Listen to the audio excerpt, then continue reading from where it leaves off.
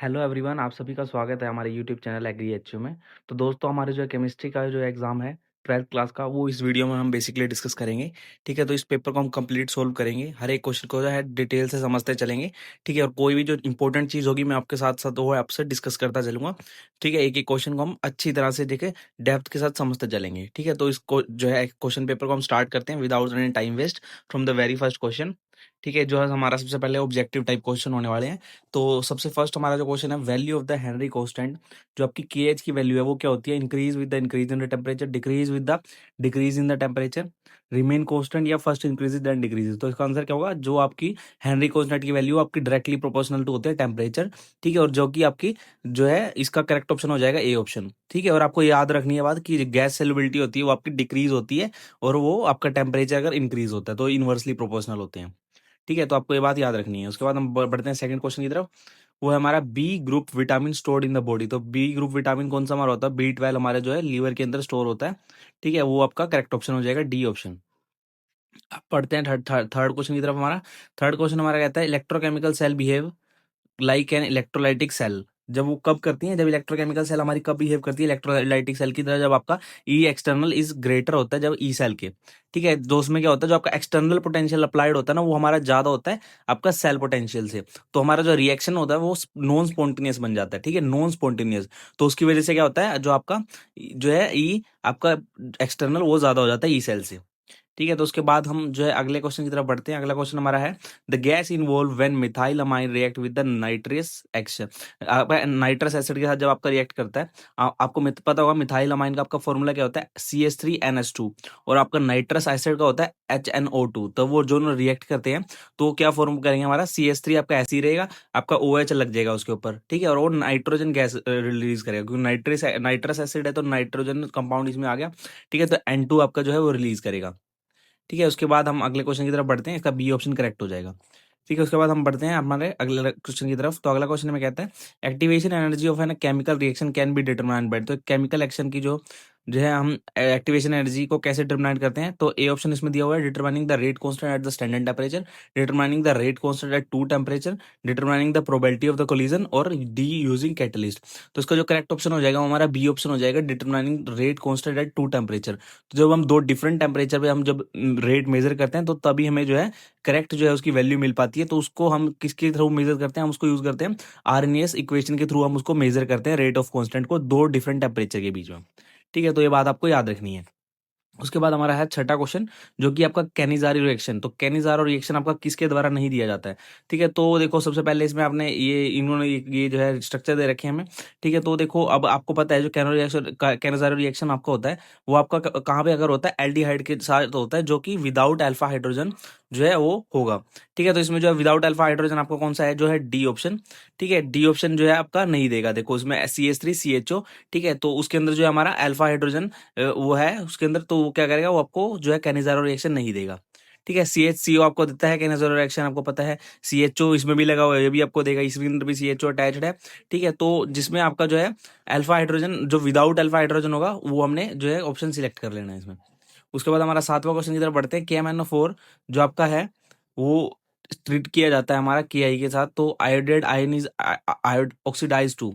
तो किस पे ऑक्सीडाइज हो जाएगा आपका? तो अल्कलाइन मीडियम जो आपका बेसिकली क्या होता है, KMnO4 जब आपका KI से रिएक्ट करेगा तो आपका जो आयोडाइड है मतलब वो IO3 के ऊपर जो है जाके ऑक्सीडाइज हो जाएगा। ठीक है, तो उसको हम बोलते हैं आयोडेट। आयोडेट में मिल जाता है, तो आपका आयोडाइन जो होता है वो आयोडाइड होता है, आपका आयोडेट डेट में मिल जाता है। ठीक है, तो आपका जो है सी ऑप्शन बिल्कुल करेक्ट हो जाता है इसमें। ठीक है, अब बढ़ते हैं अगले क्वेश्चन की तरफ। तो विच of the following is the most acidic, इनमें से सबसे ज्यादा एसिडिक कौन सा होगा?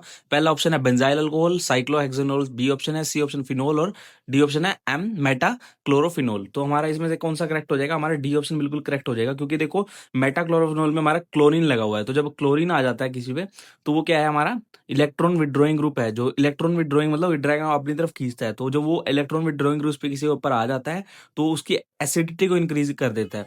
तो उसमें कौन सा इफेक्ट लग जाता है? आपका नेगेटिव नेगेटिव इंडक्टिव इफेक्ट लग जाता है, जो कि आपकी एसिडिटी को बढ़ाता है। ठीक है, तो आपको हमेशा ये बात रखनी है कि आपका जो मेटाक्लोरोफिनोल होगा वो हमेशा एसिडिक होगा फिनोल के मुकाबले, इस ऑर्डर के हिसाब से, और फिनोल से फिनोल आपका एसिडिक होगा अल्कोहल के मुकाबले।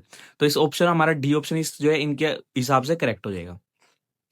अगला हमारा क्वेश्चन है C F S C relation आपका बताना है। तो आपको C F S C relation आपको पता होगा, ठीक है। Delta T is equal to 4/9 delta O, ठीक है। तो इसमें डेल्टा ओ की वैल्यू हमें 18,000 दे रखी है। बस सिंपली आपको जो है यहाँ पर वैल्यू पुट करनी है। यहाँ पर 6 नहीं 4 आएगा, 4/9 इंटू 18,000 आप करोगे, ठीक है। आपका 8,000 आंसर आ जाएगा, 8,000 सेंटीमीटर, ठीक है। तो यहाँ पर आपका करेक्ट हो जाएगा।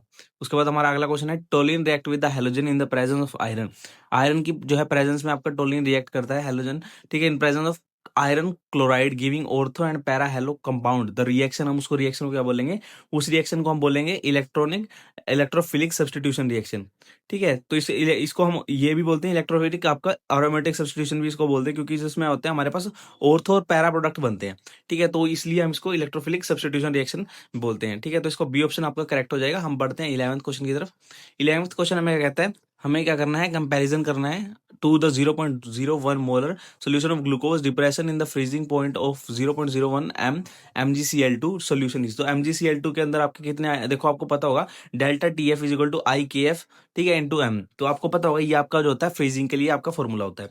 तो आपके जो MgCl2 में कितने आयन डिसोसिएट होंगे, देखो Cl2 के 2, Mg का 1, तो टोटल 3 हो गए। तो आपका बॉन्ड फैक्टर कितना होगा, I इज इक्वल टू 3, ठीक है। तो 3 आ गया, तो 3 गुना आपका जो है वो क्या होगा, रिएक्ट करेगा, ठीक है, आपका डिसोसिएट होएगा, ठीक है। तो आपका फ्रीजिंग पॉइंट डिप्रेशन आपका 3 गुना हो जाएगा, ठीक है। इसका तो सी ऑप्शन करेक्ट हो जाएगा इसका। अगला क्वेश्चन हमारा है rate law for the reaction A plus two B is equal to C is found to be rate K A B. देखो अब concentration of B is double, अब बी की डबल कर दी है हमने, ठीक है। तो by keeping the concentration of A constant रखा, तो value of the rate constant. अब देखो अब हमने जब क्या किया, बी को हमने डबल कर दिया इसमें, ठीक है। तो डबलिंग ऑफ बी क्या करेगा, कोई के में चेंज तो लाएगा नहीं, ठीक है। तो जो रेट ऑफ कांस्टेंट आपका सिर्फ टेम्परेचर पे डिपेंड करता है, ना कि कंसंट्रेशन पे, ठीक है। तो कंसंट्रेशन पे इसको कोई इफेक्ट नहीं पड़ेगा, तो आपको ये बात पता होना चाहिए, ठीक है। तो इसके लिए आपका जो इसका आंसर हो जाएगा वो सेम हो जाएगा, ठीक है। बड़ा ट्रिकी क्वेश्चन था और इजी क्वेश्चन भी था, तो आपको ऐसे क्वेश्चन देखने को मिल सकते हैं एग्जाम में, ठीक है। उसके बाद हमारा 13th question, common oxidation state of the, देखिए कॉमन फॉर द लेंथेनॉइड। तो लेंथेनॉइड के लिए +3 की जो ऑक्सीडेशन स्टेट है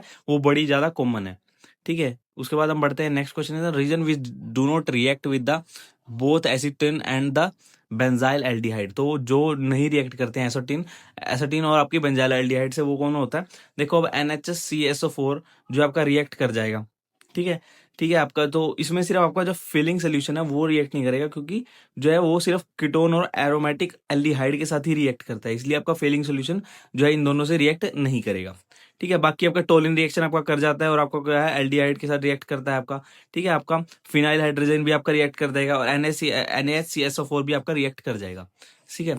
उसके बाद हम नेक्स्ट क्वेश्चन की तरफ बढ़ते हैं, जो कि हमारा है असर्शन रीजन वेस्ट। तो अब देखो when NaCl is added to the water, ठीक है, NaCl जब हम वाटर में डालेंगे तो क्या होगा, depression in the freezing point is absorb. तो सही बात है, जो आपका NaCl आप उसको डालोगे तो उसका जो फ्रीजिंग पॉइंट है वो नीचे चला जाएगा, ठीक है। उसके बाद हमारा अगला पॉइंट है lowering of the water vapour pressure of the solution cause depression in the freezing point. तो ये बात भी आपकी सही है, जो लोअर आपका वेपर प्रेशर होगा तो वो डिप्रेशन को कोज करेगा। तो ये इसको एक्सप्लेन भी कर रहा है सही बिल्कुल, तो इसका ए ऑप्शन बिल्कुल करेक्ट हो जाएगा, ये आपका आंसर ए हो जाएगा इसका, ठीक है। उसके बाद हम नेक्स्ट क्वेश्चन की तरफ बढ़ते हैं। हमारा असर्शन है इसमें जो आपका complex MX6 and MX5L type जो है X and L are the unidentate do not show geometrical isomerism, ठीक है। तो ये बात आपकी जो है सही है कि आपको जो है ज्योमेट्रिकल आइसोमेरिज्म शो नहीं करते हैं। और उसके बाद हमारा रीजन इसमें है geometrical isomerism is not shown by the complexes of the coordination number 6, ठीक है। तो ये बात आपकी गलत है, क्योंकि जो कोऑर्डिनेशन नंबर 6 के जो है अलावा 6 भी शो करता है आपका, ठीक है। तो इसका जो ऑप्शन सी करेक्ट हो जाएगा, ए आपका ट्रू है, R is equal to false है, ठीक है। उसके बाद हमारा नेक्स्ट क्वेश्चन की तरफ बढ़ते हैं। हमारा boiling point of the alkyl halides decreasing in the order RI RBr RCl और RF, ठीक है। तो आयोडाइड ब्रोमाइन क्लोराइड और fluoride for the same alkyl group, ठीक है। तो अब इसमें क्या हो रहा है हमारा, देखो ये जो आपकी बात है ये तो भाई आपकी सही है इसमें, क्योंकि वो इसी ऑर्डर में जो है आपका डिक्रीज होता है बॉइलिंग पॉइंट, ठीक है। और उसके बाद हमारा जो है सेकंड पॉइंट इसमें दिया रीजन उन्होंने, boiling point of the alkyl halide having chloride bromide and iodide are higher than that of the hydrogen of the comparable। ये बात भी सही है, उसका हाइयर होता है, ठीक है। बट जो ये इसकी करेक्ट एक्सप्लेनेशन नहीं दे पा रहा है, ठीक है। तो इसका जो है बी ऑप्शन करेक्ट हो जाएगा कि इसकी करेक्ट एक्सप्लेनेशन नहीं दे रहा है, पर अपनी जो बातें हैं वो दोनों अपनी जगह पे सही है, ठीक है। उसके बाद हमारा नेक्स्ट क्वेश्चन आ जाता है फॉर्मल्डिहाइड। तो फॉर्मल्डिहाइड जो है इज अ प्लेनर मॉलिक्यूल। तो ये बात अपनी सही है, एक प्लेनर मॉलिक्यूल है और जो उसका जो है हाइब्रिडाइजेशन होती है उसकी sp2 होती है, ठीक है। तो ये बात भी इन्होंने कहा करेक्टली लिख दी है, तो इसको जो है करेक्टली एक्सप्लेन कर देता है, ठीक है। तो ये बात आपकी बिल्कुल सही है, तो ए ऑप्शन इसका बिल्कुल ही करेक्ट हो जाएगा, ठीक है। तो इसके साथ हमारा ए सेक्शन खत्म हो जाता है। अब हम पहुंचते हैं बी सेक्शन पे, जो कि हमारे 2 मार्क्स के क्वेश्चन होने वाले हैं। ठीक है, 2 मार्क्स के क्वेश्चन होने वाले हैं। तो फर्स्ट क्वेश्चन हमारा कहता है, what is the effect of the denaturation on the structure of protein. अब ये क्वेश्चन बड़ा मेन है भाई, बहुत आता है ये क्वेश्चन, बड़ा इजी है और बड़ा मेन क्वेश्चन है, हर बार पूछा जाता है एग्जाम में। अब डीनेचरेशन आपका क्या होता है, जिसमें ना आपकी सेकेंडरी और tertiary structure of the protein, आपका प्रोटीन प्राइमरी सेकेंडरी टर्सरी जो है आपकी स्ट्रक्चर से बना होता है। ठीक है, जब उसके टर्सरी और सेकेंडरी स्ट्रक्चर आपके डिस्ट्रॉय हो जाते हैं, जैसे आपने अंडा देखा होगा, एक एग देखा होगा, जब आप उसको गर्म कर, जब वो बाहर होता है तो वो हार्ड होता है, पर जैसे ही उसको पानी में डाल देते हो, उसकी जो है प्रोटीन की जो बॉन्ड होती है सेकेंडरी टर्सरी, वो ब्रेक हो जाती है। ठीक है, तो उससे क्या होता है, उसकी जो वो देखो बिल्कुल फ्लफी सा हो जाता है, बड़ा सॉफ्ट हो जाता है, क्योंकि जो है उसकी बॉन्ड वहां से टूट चुकी होती है सेकेंडरी टर्सरी। ठीक है, तो ऐसे ही कोई अगर जो है उसी प्रोसेस को हम डीनेचुरेशन कह सकते हैं। ठीक है, और जो है आपका प्राइमरी स्ट्रक्चर हो गया, ठीक है, वो हमेशा आपका जो है रिमेन अनचेंज रहेगा, प्राइमरी स्ट्रक्चर वैसा ही रहेगा, आपका सिर्फ सेकेंडरी और टर्सरी स्ट्रक्चर इसमें बिगड़ता है। ठीक है, और जो है ये प्रोटीन लॉस जो है आपका बायोलॉजिकल एक्टिविटी के थ्रू हो जाता है। ठीक है, तो आपको डीनेचुरेशन पे अगर ये आ जाए तो आपको आराम से ये coagulation of the egg albumin का एग्जांपल लिख देना है। ठीक है, जो बॉइलिंग अंडे को उबालने पे हो जाता है। उसके बाद हमारा 20वां क्वेश्चन एक छोटा सा न्यूमेरिकल है, जिसमें हमारे को है SO2Cl2 half to its initial amount, तो उसकी हाफ जो अमाउंट हाफ दे दी गई है। ठीक है, और उसका डिकम्पोजिशन जो है फर्स्ट ऑर्डर रिएक्शन, तो फर्स्ट ऑर्डर रिएक्शन का आपको फॉर्मूला पता होना चाहिए, then calculate the rate constant. ठीक है, तो उसको रेट कांस्टेंट कैलकुलेट करना है भाई, सीधा सा।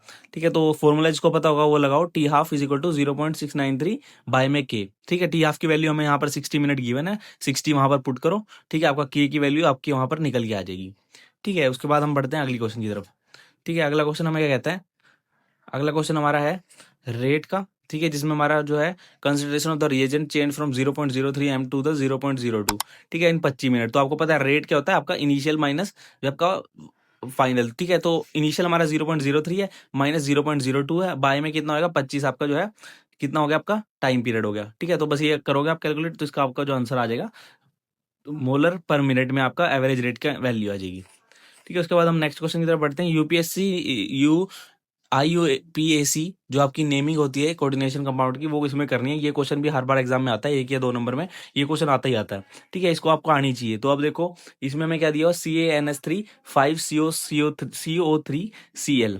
तो लिगेंड इसमें कौन सा लगा हुआ है, हमारा NH3 जो है हमारा अमाइन लगा हुआ है, और CO3 हमारा जो है कार्बोनेटो बना हुआ है।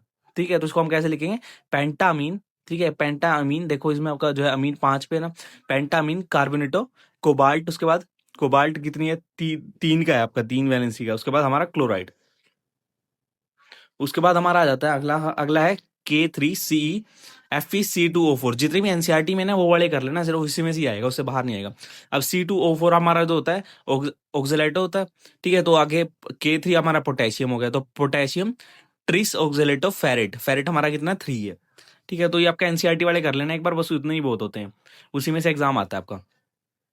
और उसके बाद हमारा अगला क्वेश्चन की तरफ बढ़ते हैं। What happen when the methyl bromide is treated with the potassium sodium in the presence of dry ether. तो इसका रिएक्शन आपकी एनसीईआरटी में गिवन है। ठीक है, ड्राई ब्रोमाइड आपका जो होता है CH3Br को हम 2Na के साथ जब रिएक्ट करते हैं तो हमारा क्या बनता है, C2H6 प्लस 2NaBr बन जाता है, मतलब हमारा प्रोडक्ट क्या बनता है, इथेन बनता है। ठीक है, उसको हम क्या बोलते हैं, इस रिएक्शन का नाम बड़ा जरूरी है, वुड्स रिएक्शन। सीधा डायरेक्ट एग्जाम में पूछा जाता है, वुड्स रिएक्शन लिख के दिखाओ। ठीक है, तो इसका नाम है रिएक्शन का वुड्स रिएक्शन। और उसके बाद हमारा अगला पॉइंट है B point, ethyl chloride is treated with the aqueous KOH। तो एक्वस KOH मतलब आपका सिंपल इथाइल क्लोराइड क्या होगा, C2H5Cl को हम KOH मतलब एक्वस KOH के साथ करना है, तो हमारा सिंपली क्या होगा, Cl जो है ग्रुप रिमूव हो जाएगा, और C2H5 आपका OH के साथ जुड़ जाएगा, और KCl बन जाएगा, जो कि आपका बाय प्रोडक्ट हो जाएगा इथेनॉल का। ठीक है, तो ये हम इसको बोलते हैं न्यूक्लिक आपका सब्सटीट्यूशन रिएक्शन। ठीक है, उसके बाद हम बढ़ते हैं 23वें क्वेश्चन की तरफ। तो हमारा 23वां क्वेश्चन कहता है estimate the product obtain from the following reaction. अभी सिंपल से रिएक्शन परफॉर्म करके दिखाने हैं। देखो इसमें क्या हुआ, आपका एल्कलीन जो है ग्रुप इस पर अटैच है, और HBr के साथ हम इसको रिएक्ट करा रहे हैं। तो हमारा क्या बन जाएगा, सिंपली जो आपका HBr C2H5Br के साथ जाके इसको हमारा सिंपल क्या कर देगा, एल्काइल हमारा ब्रोमाइड बना देगा प्रोडक्ट में। ठीक है, और वो उसका जो है बाई प्रोडक्ट निकल जाएगा। ठीक है, उसके बाद हम सेकंड की तरफ बढ़ते हैं। तो CH3 3CO C2O5 plus HI। जब HI वाला बड़ा इंटरेस्टिंग केस होता है, जब आपका HI लगता है तो उसमें आपका क्या होता है, सिंपली जो है यहाँ पर इस हिसाब से देखोगे तो आपका acetic acid plus ethyl iodide आपका यहाँ पर निकल जाएगा। देखो CH3COOH, ये देखो COOH यहाँ से निकल जाएगा, और आपको यहाँ पीछे बचेगा C2H5 और I। ठीक है, तो ये आपको एक बार करके देखना है, एनसीईआरटी वाले कर लेना, सिर्फ उतने ही बहुत होते हैं, उसमें से ही पूछा जाता है, और ये भी एनसीईआरटी के ही है हमारे। ठीक है, उसके बाद हम आगे बढ़ते हैं। How does OH group attached to the carbon of the benzyne ring activate it toward the electrophilic substitution reaction. ठीक है, तो देखो अब जो है इसमें एक्टिवेशन रिंग के बारे में पूछा हो तो OH ग्रुप जो होता है हमारा इलेक्ट्रॉन डोनेटिंग होता है, मतलब कि प्लस आर इफेक्ट शो करता है। तो वो क्या करता है, हमारी जो है electron density of the benzene ring को बढ़ा देता है। ठीक है, और क्या करता है, रिंग को एक्टिवेट करता है ताकि जो है इलेक्ट्रोफिलिक आपका सब्स्टिट्यूशन रिएक्शन परफॉर्म हो। और जो आपका मेन एक काम और क्या करता है, वो सब्स्टिट्यूशन करता है सिर्फ ऑर्थो और पैरा पोजिशन पे। ठीक है, ऑर्थो और पैरा पोजिशन पे। ठीक है, तो ये 3 आपको पॉइंट लिख देने हैं इसमें। ठीक है, तो आपका OH ग्रुप कैसे अटैच होता है कार्बन से, ठीक है, रिंग को एक्टिवेट करता है इलेक्ट्रोफिलिक जो है हमारा सब्स्टिट्यूशन रिएक्शन की तरफ। ठीक है, उसकी तरफ हमारा अगला क्वेश्चन की तरफ बढ़ते हैं हम। ठीक है, हमें यहाँ पर जो है यहाँ पर फिर से एक बार स्ट्रक्चर बना के दिखाना है। ठीक है, तो एक सिंपल ऐसे रिएक्शन आपको एग्जाम में देखने को मिलेंगे। देखो ये सारे एनसीईआरटी के हैं और कोई भी एनसीईआरटी से बाहर नहीं मिलेगा आपको एग्जाम में। ठीक है, सिर्फ एनसीईआरटी वाले रिएक्शन कर जो वही आपके लिए बहुत होंगे, मोर देन सफिशियंट। ठीक है, उसके बाद हमारा आ जाता है C6H5NO2। ठीक है, तो हमारा नाइट्रोबेंजीन जो है, ठीक है, तो वो हमारा रिएक्ट कर रहा है FeHCl। ठीक है, तो वो हमारा क्या बनाएगा, देखो C6H5NH2 मतलब एनालिन आपका बना देता है। ठीक है, नाइट्रोबेंजीन जब FeHCl के साथ रिएक्ट करता है तो हमारा सिंपली एनालिन बन जाता है C6H5NH2। ठीक है, उसके बाद हम ए से अब बी पे जाना है हमने, तो उसके बाद हमारा NaNO2 प्लस HCl जब उसके साथ रिएक्ट करता है तो हमारा क्या बन जाता है, आपका जो है यहाँ पर ये ग्रुप रिमूव ऊपर से रिमूव हो जाता है। ठीक है, NH2 आपका ग्रुप रिमूव हो जाता है और यहाँ क्या आ जाता है N2Cl। ठीक है, तो वो आपका क्या बन जाता है, बेंजीन डाइजोनियम क्लोराइड बन जाता है। ठीक है, तो सिंपल रिएक्शन है, ये भी आपको एक बार जो है एनसीईआरटी से कर लेने हैं। उसके बाद हम 25वें क्वेश्चन के बढ़ते हैं। Why alkyl halide from the following pair would you expect to react more rapidly by SN2 mechanism. तो SN2 मैकेनिज्म से हमारा जो है यहाँ पर लिख के दिखाना है। देखो अब SN2 रिएक्शन जो है आपका मोर फास्ट होता है लेस स्टेरिकली हिंड्रेड अल्काइल हैलाइड में। ठीक है, तो सबसे पहले हमारा क्या है, देखो प्राइमरी अल्काइल हैलाइड है तो इसमें क्या होगा, सबसे जल्दी रिएक्ट करेगा इसमें। ठीक है, जो हमारा सिंपल ये है ना CH3 CH2 CH और Br अटैच है, ये सिंपली आपका प्राइमरी है तो इसलिए ज्यादा जल्दी रिएक्ट करेगा। ठीक है, टर्सरी में उसको जो है चांस कम मिलेगा तो उसमें वो कम रिएक्ट करेगा, मतलब थोड़ा लेट रिएक्ट करेगा। उसके बाद हमारा सेकंड में है, देखो इसमें किस में रिएक्ट करेगा, देखो एक में Br पीछे है, एक में ब्रांच आपकी यहाँ पर CH3 बीच में और एक बिल्कुल लास्ट में है। ठीक है, तो हमारा किस पे रिएक्ट करेगा आप बताओ। ठीक है, तो इसमें हमारा जो रिएक्ट करेगा वो हमारा फर्स्ट सेकंड वाले में करेगा, मतलब जो है यहाँ पर स्टार्टिंग में है, क्योंकि देखो इसमें क्या होगा, लेस ब्रांचिंग जो है कंपाउंड जो है ज्यादा जल्दी रिएक्ट करता है, जिसमें ब्रांचिंग कम होगी तो वो वहां ऊपर ज्यादा जल्दी रिएक्ट करेगा। ठीक है, तो इसके साथ हमारा सेक्शन बी जो है हमारा खत्म होता है। इसके बाद हम बढ़ते हैं सेक्शन सी के, जो हमारे 3 मार्क्स के क्वेश्चन है। इसमें आपको मेनली न्यूमेरिकल और जो आपके सिंपल सिंपल पॉइंट वाले क्वेश्चन है, ठीक है, वो देखने को मिलेंगे। जैसे कि हमारा न्यूमेरिकल है पहला, first order of reaction at the time required for the 99% completion. ये आपका एनसीईआरटी का क्वेश्चन है। देखो एनसीईआरटी से बाहर एक भी क्वेश्चन नहीं आता है केमिस्ट्री में आपका। ठीक है, उसमें फर्स्ट ऑर्डर रिएक्शन दिया है जो कि twice the time required for the completion of 90%। ठीक है, तो इसमें ना मैं दो फर्स्ट ऑर्डर का फॉर्मूला आपको पता होना है, T = 2.303 बाय में K log A बाय में A - x। तो ये आपको फॉर्मूला पता होना चाहिए। तो पहले इसको 90% कंप्लीशन में करके दिखाना है। ठीक है, उसको सोल्व करना है आपने 90% पे। ठीक है, आपको एक वैल्यू मिलेगी T90 = 2.303 बाय K। उसके बाद आपको T99 पे रिएक्ट करना है तो T99 पे एक वैल्यू आपको मिलेगी। उसके बाद उनको इक्वेट करके दिखाना है। ठीक है भाई, आपका रिलेशन क्या बनेगा इनके बीच में, बस इतने में आपका क्वेश्चन कंप्लीट हो जाएगा। उसके बाद 27वें क्वेश्चन की तरफ बढ़ते हैं, variation of the molar conductivity with the concentration.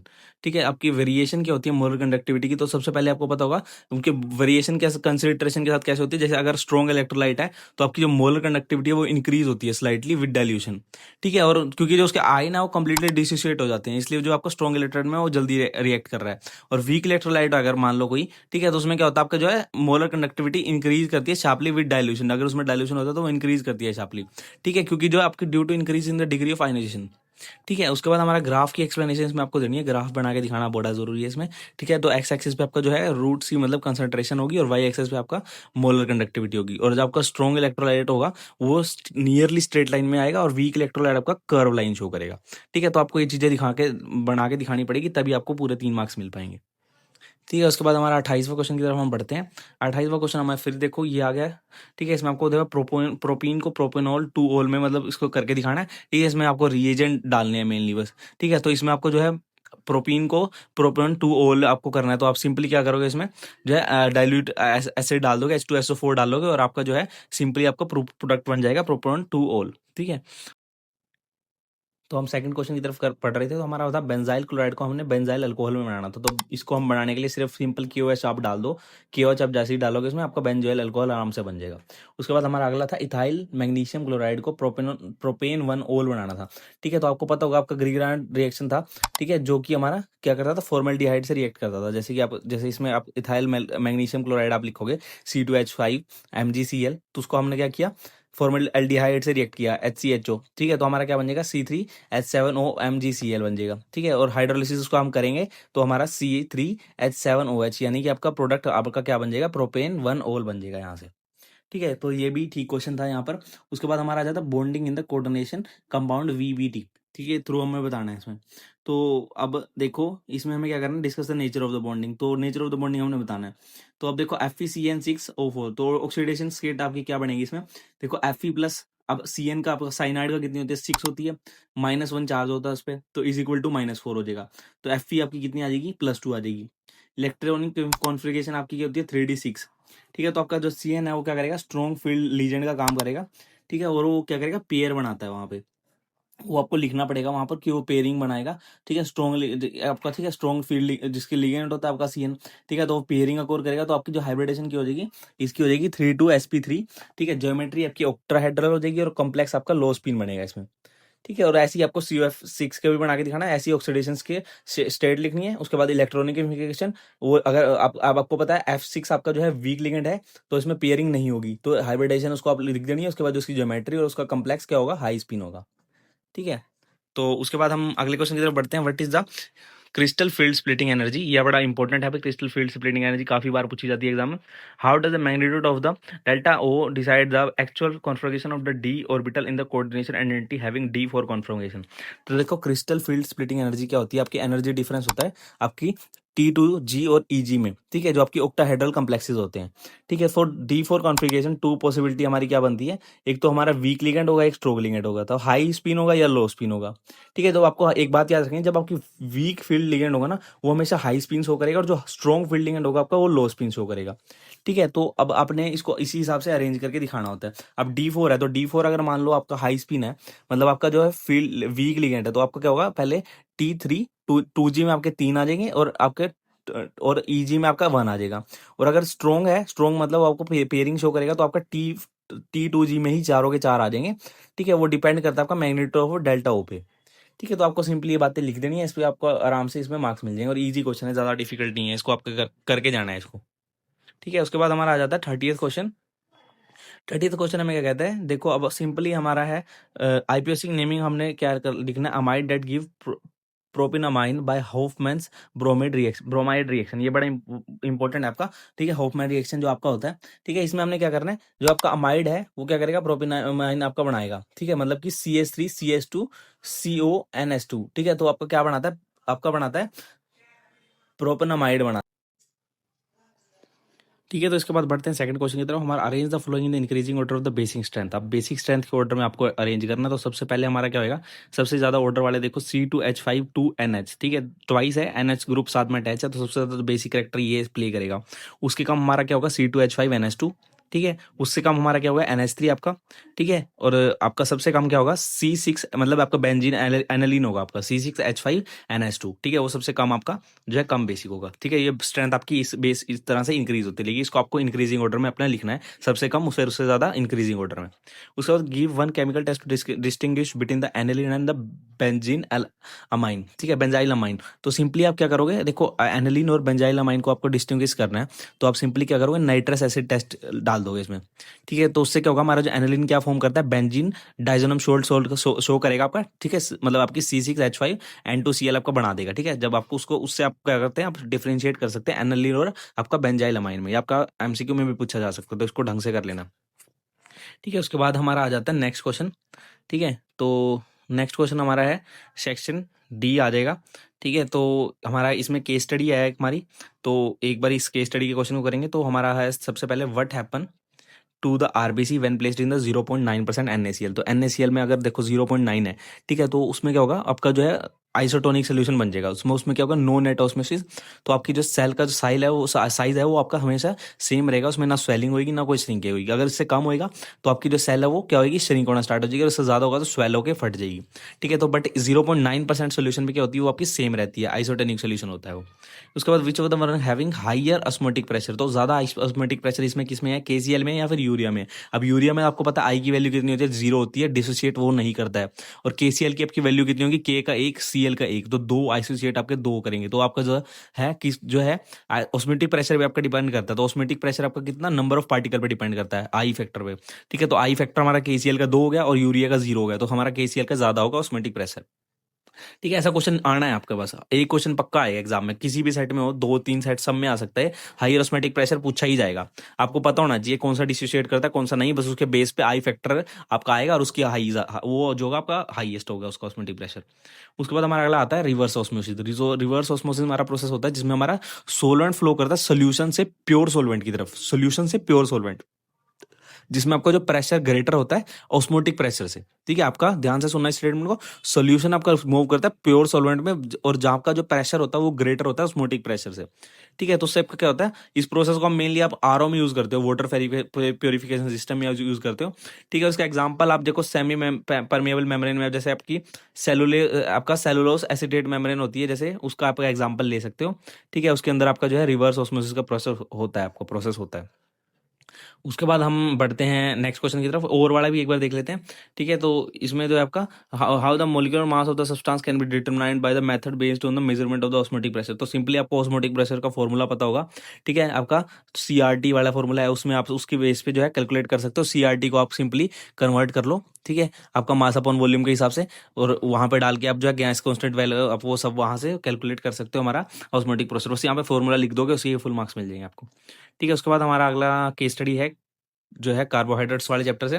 ठीक है, तो पहला हमारा क्वेश्चन है, name the linkage that hold 2 unit in the disaccharide. तो डाइसैक्राइड में जो है 2 लिंकेज जो है वो हमारा कौन करता है, मोनोसैक्राइड करता है, क्योंकि मोनोसैक्राइड जो हमारा किससे लिंक होता है, ग्लाइकोसिडिक बॉन्ड से। ठीक है, तो ग्लाइकोसिडिक बॉन्ड जो हमारी लिंकेज होती है। ठीक है, उसके बाद हमारा आ जाएगा सेकंड है, which disaccharide is found in the only animal not in plant. तो प्लांट में नहीं मिलता है, सिर्फ जो है एनिमल में मिलता है, तो वो है लैक्टोज, मिल्क मिल्क शुगर। ठीक है, जो कि सिर्फ एनिमल में मिलती है और किसी में नहीं मिलती है, तो लैक्टोज सबको याद रखना है, ये आपका MCQ में भी पूछा जा सकता है। ठीक है, draw Haworth projection of the alpha D glucose. तो अल्फा डी ग्लूकोज आपको एक बार बना के दिखानी है, वो चेन होती है लंबी सी, वो आपको ड्रॉ करके दिखानी है। 6 मेम्ब्रेन रिंग स्ट्रक्चर होता है आपका, जिसमें जिसमें जो आपको पायरोनोज फॉर्म में होता है। ठीक है, आपका OH ग्रुप, ठीक है, C1 डाउनवर्ड, और जो आपका C2H ग्रुप है वो ऊपर की तरफ लगा होता है। ठीक है, तो ये आपको ड्रॉ करके दिखा देना है। ठीक है, और यहाँ पर ये है आपका ग्लूकोजन। व्हाट इज ग्लूकोजन, तो ग्लूकोजन आपका जो है स्टोरेज पॉलीसैकेराइड है एनिमल के अंदर। ठीक है, और किस चीज का बना होता है, अल्फा डी ग्लूकोज यूनिट का बना होता है। और डिफरेंट कैसे होता है ग्लूकोजन और स्टार्च कैसे होता है, जैसे अब ग्लूकोजन होता है हमारे अंदर, इंसानों के अंदर जो एनर्जी स्टोर होती है वो ग्लूकोजन की फॉर्म में होती है, और प्लांट क्या है एनर्जी यूटिलाइज करते हैं स्टार्च की फॉर्म में। और जो हमारा ग्लूकोजन होता है वो ज्यादा ब्रांचड होता है, स्टार्च आपका कम ब्रांचड होता है। ठीक है, और आपको याद होगा ग्लूकोजन आपकी स्टोर कहाँ होती है, हमारी मसल्स में, हमारे लीवर में, हमारे ह्यूमंस के अंदर, और प्लांट के अंदर वो प्लांट सेल के अंदर स्टोर होता है। ठीक है, तो ये आपका डिफरेंस हो जाता है। ठीक है, इसके बाद ये हमारा हो गया कंप्लीट। उसके बाद हमारा आ जाता है सेक्शन E। ठीक है, सेक्शन E का देखो पहला ही क्वेश्चन ये बड़ा मेन है। ठीक है, बहुत मेन क्वेश्चन है ये, हर बार एग्जाम में आएगा आपके पास, इसको बड़ा अच्छे से प्रिपेयर कर लेना। ये वाला क्वेश्चन मतलब ऐसे मिलता जुलता आएगा, ये वाला मैं नहीं कह रहा हूँ मैं। ठीक है, इस तरह का क्वेश्चन आपका NCERT में 3-4 क्वेश्चन है, वो 3-4 आपके बैक एक्सरसाइज वाले और एग्जाम्पल दोनों लगा लो, ऐसा क्वेश्चन देखने को मिलेगा एग्जाम में 100%। ठीक है, तो इसमें आपको क्या कैलकुलेट करना है, देखो सिंपली आपको नर्स इक्वेशन इसमें लगानी होती है, EMF कैलकुलेट करना होता है।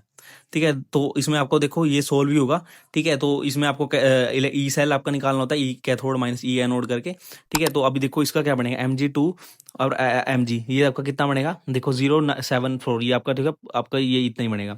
और C2 आपका C पर जा रहा है, ये आपका पॉजिटिव 0.74, तो आपको ई कैथोड माइनस ई एनोड करोगे तो ई कैथोड आपका कितना है 0.34 बनेगा, माइनस माइनस करना है ई एनोड से। ठीक है, तो माइनस इंटू माइनस 2.74, तो वो उनको प्लस कर देगा, तो 2.71 आपकी ई सेल की वैल्यू आ जाएगी। अब इसके बाद आपको नर्स्ट इक्वेशन आपको पता होगी, उसमें आपको सिर्फ जस्ट वैल्यू पुट करनी है, E cell is equal to E naught cell minus 0.0591 upon में एन log क्यू। उसमें आपको वैल्यू पुट करनी है, एन की वैल्यू हमारी 2 हो जाएगी, क्योंकि दो जो हमारे जो है डिसोसिएट हो रहे हैं। ठीक है, बस वहां से आपको सोल्व करना है और आपकी ई सेल की वैल्यू यहाँ पर निकल के आ जाएगी। बड़ा ईजी है और आपको ये करके जाना है एग्जाम के लिए, ये छोड़ना नहीं है बिल्कुल भी। ठीक है, उसके बाद हमारा ठीक है, ये नर्स इक्वेशन का ही क्वेश्चन हमारा। उसके बाद हम बढ़ते हैं नेक्स्ट क्वेश्चन की तरफ, जो हमारा है बीच में क्वेश्चन हमसे छूट गया है। Why does the conductivity of the solution decrease with the solution dilution. ठीक है, आपकी कंडक्टिविटी होती है, ये भी अच्छा क्वेश्चन है। देखो जब कंडक्टिविटी आपकी डिक्रीज होती है डाइल्यूशन के साथ, जो कंडक्टिविटी डिक्रीज, क्योंकि वो किसके ऊपर आपकी जो कंडक्टिविटी है डिपेंड करती है number of ions per unit volume. ठीक है, तो जो आपकी जो सोल्यूशन है उसको आप डाइल्यूट करोगे तो जो नंबर ऑफ आयंस हो गए आपके पर यूनिट वॉल्यूम वो डिक्रीज होंगे, इसलिए आपकी जो कंडक्टिविटी है वो साथ के साथ डिक्रीज हो जाती है जब आप उसमें डाइल्यूशन कर देते हैं। ठीक है, तो ये आपको लिखना है कि जो number of ions per unit volume आपके डिक्रीज होंगे, ये बात अगर आप लिखोगे तभी आपको फुल मार्क्स देगा टीचर। ठीक है, उसके बाद हम बढ़ते हैं नेक्स्ट क्वेश्चन की तरफ। ठीक है, हमारा 34th क्वेश्चन में देखते हैं हम सीधा, जो कि हमारा है why transition element have the high enthalpy of the atomization. तो एटमाइजेशन आपकी हाई क्यों होती है ट्रांजेक्शन एलिमेंट की? ठीक है, एलिमेंट तो आप सब सीधा पता है आपको, जो स्ट्रॉन्ग मेटेलिक बॉन्ड बनाते हैं आपके ट्रांजेक्शन एलिमेंट। ठीक है, पहली बात तो ये है। ठीक है, large number of unpaired D electron उनके अंदर होते हैं, डी अनपेयर्ड डी इलेक्ट्रॉन उनके पास पड़े होते हैं बहुत सारे, और जो होता है स्ट्रॉन्ग इंटरेक्शन होती है उनकी मेटल एटम के साथ। ठीक है, तो इसलिए जो आपका जो है ट्रांजेक्शन एटम जो है हाई एंथैल्पी ऑफ एटमाइजेशन आपका परफॉर्म करते हैं। ठीक है, तो इसलिए जो है उनको ज्यादा एनर्जी हमें चाहिए होती है उनको सेपरेट करने के लिए बाकी एटम से। ठीक है, उसके बाद हम सेकंड क्वेश्चन की तरफ बढ़ते हैं। Highest oxidation state shown in the आपका एक्सो आयंस ऑफ द मेटल। ठीक है, क्यों ज्यादा हाईएस्ट ऑक्सीडेशन स्टेट करते हैं, ये शो करते हैं क्योंकि देखो आपका जो है एक्सो आयंस होते हैं वो ऑक्सीजन आइटम जो है स्टेबलाइज कर देता है हाई ऑक्सीडेशन स्टेट को। ठीक है, क्योंकि जो है उसके अंदर स्ट्रॉन्ग फाइव बॉन्डिंग होती है और high electronegative of the oxygen, तो हाई इलेक्ट्रोनेगेटिविटी शो करता है आपका ऑक्सीजन के साथ। ठीक है, एग्जाम्पल आप कैसे लिख सकते हो इसमें, MnO4 आपका लिख सकते हो, क्योंकि Mn देखो 7+7 पॉजिटिव आपकी स्टेज शो करता है, और CrO4 टू नेगेटिव आप शो लिख सकते हो, क्योंकि देखो उसमें भी Cr आपका +4 की मैग्नेट आपकी जो है स्टेट शो करता है, ऑक्सीडाइजेशन स्टेट। ठीक है, तो इतना आप लिख दोगे तो इतना पर्याप्त है। उसके बाद हमारा preparation of the K2Cr2O7 from the chromite ore से आपको बनाना है। तो देखो इसके जो है हमारे कितने स्टेप होते थे, टोटल 3 स्टेप होते थे, आपको याद होगा आपके एनसीईआरटी में लाइन टू लाइन लिखा हुआ। ठीक है, पहले हमें क्या करना है, क्रोमाइट ओर को सोडियम क्रोमाइट में बनाना है। उसके बाद हमारा जो है सोडियम जो है डाइक्रोमेट बन जाएगा। ठीक है, उसके बाद हम उसको बस कन्वर्ट करना है पोटेशियम डाइक्रोमेट में। तो इसका ये रिएक्शन आपको याद करके जाना है जो यहाँ पर लिखा है। ठीक है, ताकि आपको ये क्योंकि ये बड़ा जरूरी है, ये भी काफी बार रिपीट होता है एग्जाम में। ठीक है, आपका K2Cr2O7। ठीक है, उसके बाद हम बढ़ते हैं नेक्स्ट क्वेश्चन की तरफ। ठीक है, नेक्स्ट क्वेश्चन हमारा है, क्या कहते हैं, नेक्स्ट क्वेश्चन हमारा है 35th क्वेश्चन, जो कि हमारा है ऑर्गेनिक कंपाउंड जो है आपका with the molecular formula C9H10O form 2,4-DNP। ये वाला क्वेश्चन भी बड़ा मेन है भाई, हर बार एग्जाम में देखने को मिलता है। ये क्वेश्चन भी आपको बड़ा करके जाना है। एनसीईआरटी में 2 क्वेश्चन ऐसे दिए हुए हैं, दोनों करके जाने ऐसे। ठीक है, जो आपका रिड्यूस होता है टोलिन रिएजेंट से, undergo the कैनिजर reaction on the vigorous oxidation it give 1 to benzene carboxylic acid. Identify the organic compound, right it's IUPAC naming and right all the chemical equation involve in the reaction. ठीक है, तो अभी देखो इस question को कैसे करना है। ठीक है, तो पहले तो फॉर्मूला पता होना चाहिए आपको, मोलिकुलर फॉर्मूला हमें क्या दिया है, इसको उसका बड़ा ध्यान रखना है, C9H10O। ठीक है, तो अभी ये है, तो पहला हमारा टेस्ट अगर हम इसको करेंगे, हमारा 2,4-DNP डेरिवेटिव, जब 2,4-DNP डेरिवेटिव हम इसको करेंगे तो हमारा सिंपली कार्बोनाइल कमांड बनता है। उसके बाद हम उसको अगर रिड्यूस करेंगे टोलेन एजेंट से, टोलेन एजेंट हमारा जब उसके साथ रिएक्ट करेगा तो हमारा एल्डिहाइड बना देगा। कैनिजारी रिएक्शन में आपकी क्या होता है, कोई भी अल्फा हाइड्रोजन नहीं बनेगा, तो वो आपका अल्फा हाइड्रोजन उसमें कोई बचेगा नहीं। और अगर उसकी एक्सोडेशन कर देते हैं आप C9H10O की, तो वो 1 to बेंजीन कार्बोक्सिलिक एसिड आपका बना देगा। ठीक है, तो बस उसका नाम, कंपाउंड का नाम आपने यहाँ पर लिखना होगा। ठीक है, वो आपका बनेगा ऑर्थो इथाइल बेंजेन आपका बेंजल एल्डिहाइड, और IUPAC नेमिंग उसकी करनी है 2 इथाइल बेंजल एल्डिहाइड। ठीक है, तो सिंपली आपको जो है ये इसके जो सारे रिएक्शन आपको एग्जाम में अच्छे से बना के दिखाने पड़ेंगे कि कौन सा कैसे हो रहा है। ठीक है, टोलेंस टेस्ट का भी याद रखना है। ठीक है, उसमें जो है आपके सिल्वर मिरर की फॉर्मेशन होती है। कैनिजारो में आपका जो है, सिंपली कैनिजारो में आपका क्या होगा, इसमें अल्फा हाइड्रोजन नहीं बनेगा। ठीक है, और सिंपली ऐसे करके आपको सारे रिएक्शन जो है इसको बड़े अच्छे से करके दिखाना होगा। ठीक है, तो ये आपको मैं यहाँ पर डाल दूंगा स्क्रीन पे। ठीक है, तो होप आपको ये जो है पूरा आपने देखा होगा ध्यान से। तो इस जो है PDF में बहुत सारे इंपॉर्टेंट क्वेश्चन साथ के साथ बनेंगे। ठीक है, तो ये आपको बहुत ज़्यादा ढंग से करने हैं, क्योंकि यहाँ से बहुत सारे क्वेश्चन रिपीट होते हैं हर बार। ठीक है, और होप आपको वीडियो समझ आई होगी। अगर कोई चीज़ नहीं समझ आती है एक बार उसको फिर से देखें, और जो मैं क्वेश्चन आपको बता रहा हूँ कि आपको करने हैं, तो इसको आप एक बार प्लीज़ कॉपी पे करके देख लेना, क्योंकि मैं बड़े एक्सपीरियंस के साथ बता रहा हूँ कि ये क्वेश्चन आने वाले हैं। ठीक है, तो जिन बच्चों ने कुछ नहीं पढ़ा है तो वो तो ये क्वेश्चन जरूर करके जाएं, और एनसीईआरटी के क्वेश्चन पे ज्यादा फोकस करें। एनसीईआरटी के क्वेश्चन से ही क्वेश्चन आपका बनता है। ठीक है, तो आज की वीडियो में इतना ही भाई। जिस भी बच्चे ने पूरी वीडियो देखी है तो आप जो है अच्छा करने वाले एग्जाम में। ठीक है, तो वीडियो को लाइक कर देना प्लीज सभी, और चैनल को सब्सक्राइब करना, क्योंकि बड़ी मेहनत से वीडियो बनती है दोस्तों। ठीक है, और आपके लिए तो जो भी हमारे साथी हैं, ठीक है, जिन्होंने वीडियो देख ली है पूरी, तो प्लीज ठीक है आपसे विनती है। तो ठीक है, मिलते हैं अगली वीडियो में। Thank you so much.